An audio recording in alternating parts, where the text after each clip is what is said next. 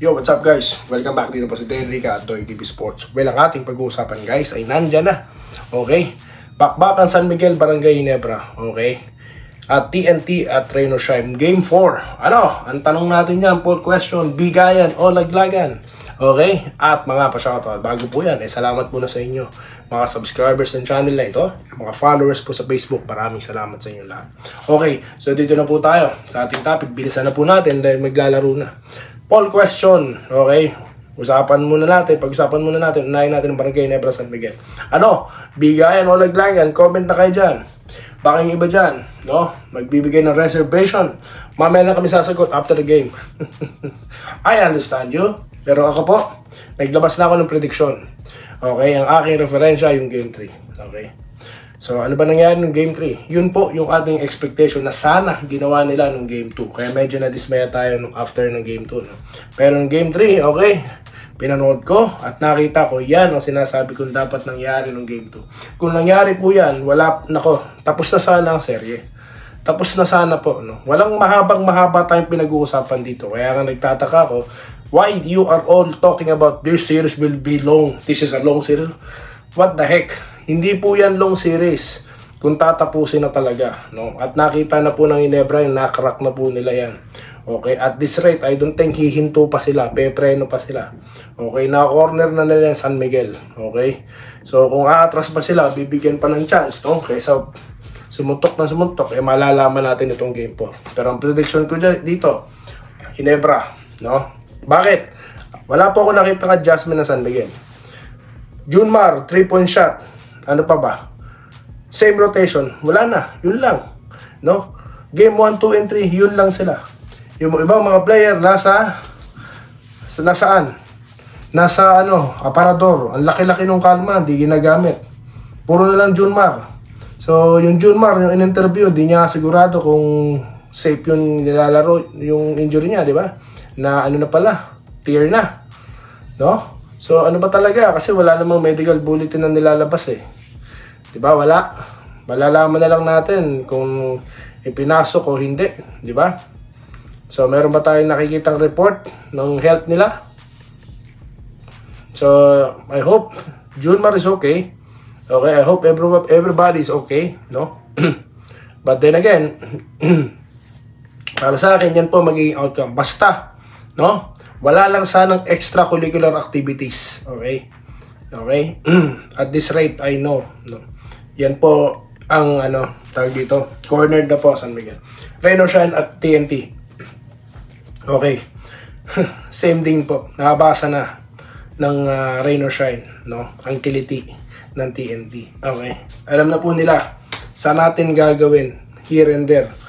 Yung Game 3, hindi po nakasagot ang TNT. No? Pwede nyo sabihin, wala kasi si Pogoy. So, di natin alam kung ilalaro si Pogoy dahil sabi, hindi raw sigurado, no?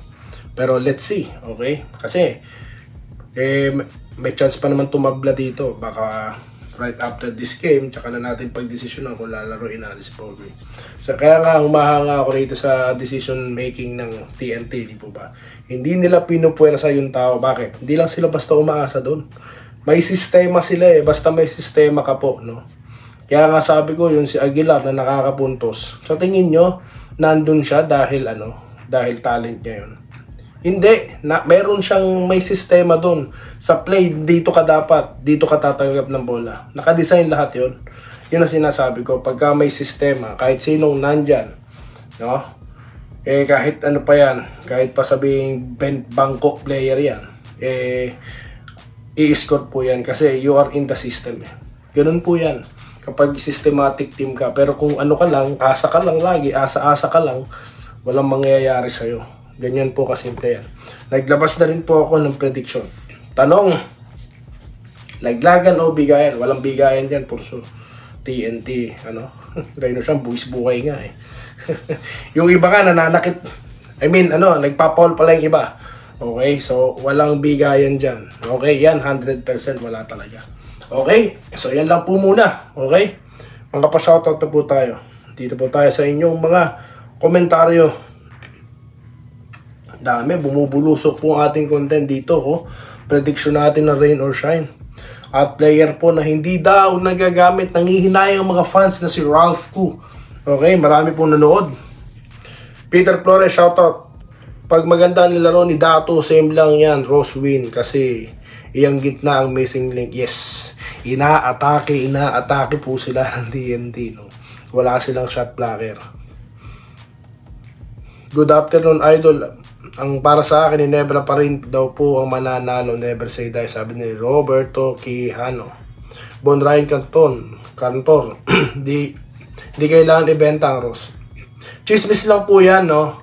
Yung mga nagsasabi, kasi hindi naman talaga eh. Di ba naglabas na ako ng prediction dyan. Naghula ho tayo. Hindi lumabas sa tawas natin. Itong si, Rain or Shine. Ang gumawa lang yan, yung mga manloloko, fake news vloggers. No? Kaya kasi kayo manonood sa mga yan, lalo yung mga channel po na questionable na. No? Yung napanood nyo na pinake news na kayo, panonoorin nyo pa rin. Para kayong mga tanga niyan. No? Niloko na kayo, panonoorin nyo. Ano bang mga kabalbalan din kasi? Yan po ang problema eh. Sa atin dyan sa Pilipinas eh. Alam nyo nang niloko na kayo ng fake news vlog niya. Panonoorin nyo pa rin. Makulit kayo. Kaya po, lolokohin at lolokohin kayo. Tignan nyo. Pinapakalat, Rain or Shine. Anong kabalbalan yan? Pinapirma ng another 3 years Inoku. Nagpapapirma ng mga players. Anong bentahan? Hindi po katulad ng ibang team dyan, ng mga team na wala, nalalagasan na ng mga player. Yan po yung talagang mga patapon, yung mga ibebenta. Pero yung Rain or Shine, intact po yan. Ang ganda ng culture nila dyan. No? Kaya huwag kayong maniniwala sa mga fake news, mga walang silbing vlog, no? Pwede ba? Kaya maniniwala dyan. Okay, Joseph Pineda, Ginebra Atros po. Nakikita kong posibleng mananalo. Parehas tayo ng prediction, sir. Always present daw po si Sir Joseph. Okay. Julio Cesar Lapena na nag-good luck po. Okay. Mercedes Peleta, first time kita manood sa vlog mo, sa prediction mo. If magkatotoo yan tonight sa Game 4, bibilib na talaga ako sa'yo. Sumakay pa kayo, ma'am. Sumakay pa kayo. Sabi ko sa inyo. Na? Basta wala lang extracurricular activities. Please, ha? Ha? Basta wala lang mga kung ano-ano dyan. TNT daw po, no? Sabi ni Teteng Mahayag. Okay? TNT mananalo, G4, tatapusin nila Game 5, 4-1 para sa TNT. Okay, great. 296. Sabi niya, Danilo Paraiso, ang galing yung apo. Apo ni Nastita. Yan po ang lumabas, ha? Okay, Ralph ko, Jason David, bigyan sana ng mahabang playing time. Tama lang po, Doy, kailangan malalaki kasi ba't hindi ang San Miguel. Joel Aventino, Estrella Mauricio, okay. Pero Idol, as I watch the game, dirty tricks talaga yung ginawa ng TNT. Sana meron sportsmanship naman, parang ang coach and players have the same feathers, hahaha. Dapat coaches should be fair sa laban, kaya pala mga siga yan, sila Eram yung isa. Mga siga po talaga itong mga to. I mean, siga sa laro, no? Anyway, yung mga pananakit, no? Di sila marunong kasi siguro magtago, no? Yung mga gala, diba, sabi po ni coach, sino ba nagsabi nun? Sino bang coach yun? Na may bigayan dyan, pero di naman yung katulad ng kitang-kita na sasaktan. Wala naman po yung ganun, no? Ewan ko, no? Gustong manalo, pero yun na nga, apila po ng ating mga subscribers, ha? Wala naman sanang sakitan to the bones, okay? Ma'am Irene Gillia, shoutout sa'yo. Sir Wilfredo Bautista, okay? Sir, Willie Bardahe, ha? Shoutout sa'yo, ha? Sir Raining Aska, Sir Archie Makirang, shoutout sa'yo. Alfredo Lopez, good day, Doy. DB, board blessing, salamat po, okay? Kaila, legit kang vlog mo, shoutout. Salamat po, ha? From Lopez family from Bulacan, shoutout po sa inyo dyan. Gerald Castillo, may bagong club mentality, may hilig, manira, loads. Paano kasi ng inggit? Sino po yung mga yan? Nakuha ng Ross, respeto ko na way matagtagumpay sila. Pasok daw po. Sino? Babel, good day, Idol. Isa siko na dapat i-trade. Di siya nagbibigay, nababagay si GSM. Alam nyo po, sayang naman po kasi ito, si Ralph Koo. Mataas po yung basketball IQ nito tsaka shooter po sa 3-point shot. Pwede po siya sa mga diskarte ng mga coach, no, as stretch 4, di po ba? Wala lang talagang playing time, nandiyan na kasi si Malonzo no? Romeo Mistal, hula-hula lang yan sir, hindi pa nga nag-start ang game, 2-2 na agad, 3-1 na agad, Pinoy nga naman. Prediction nga po may pinagbatayan po tayo, no? May pinagbatayan tayo.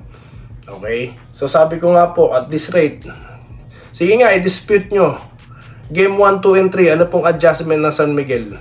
Aside from Junmar, okay, 3-point shot, same rotation. Ano po, yung tatlo na yan? Pakibasag yung tatlo na yan. Anong nakita nyo adjustment ng San Miguel? Kahit nga injured na yung tao, pinapasok pa din